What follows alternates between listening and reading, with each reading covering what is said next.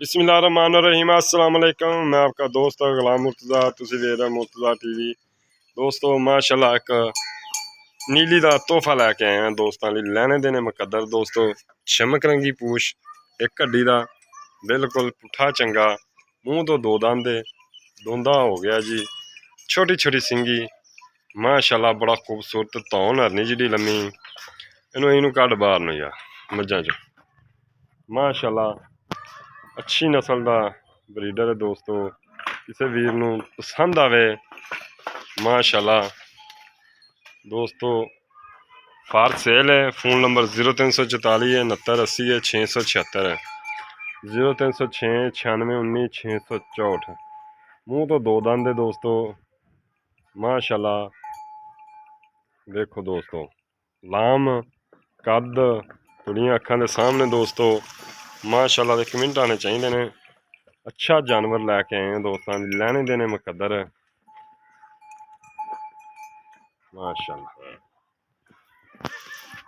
इनू कल खुली जगह दे माल दे विचों ही कल माल माशाल्लाह घरेलू माल। देखो दोस्तों उधरों कड उधरों माशाल्लाह माशाल्लाह अच्छा ब्रीडर है दोस्तों माशाल्लाह। डिमांड इनकी दोस्तों 1,60,000 रुपया। इन्हें प्यार मुहब्बत शामिल है। किसी वीर नू पसंद आवे निक्का या मूँह इन्हें अखां का विखा यार, इधर लिया मैंने पूरा लिया ना, कालियां तो मैनू भी दिसदा।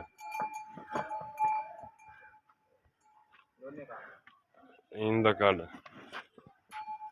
एक तो मझां ज कौड़ी तो नहीं बिल्कुल नहीं हैगी दोस्तों, बिल्कुल नाम निशान ही नहीं हैगा तुन्नी कौड़ी का। कौड़ी तुन्नी बिल्कुल नहीं हैगी दोस्तों माशाल्लाह। डिमांड इनकी 1,60,000। इहदे प्यार मुहब्बत थोड़ा बहुता शामिल है दोस्तों। निक्की निक्की सिंगी है, बिल्कुल छोटी जी सिंगी है। यहाँ देखो अजे मूँह तो दो दांद है, अजे ने जवान बड़ा होना है इंशाल्लाह। चल है एक हड्डी का झोटा माशाल्लाह। पशम वेख लो माशाल्लाह, देखो माशाल्लाह।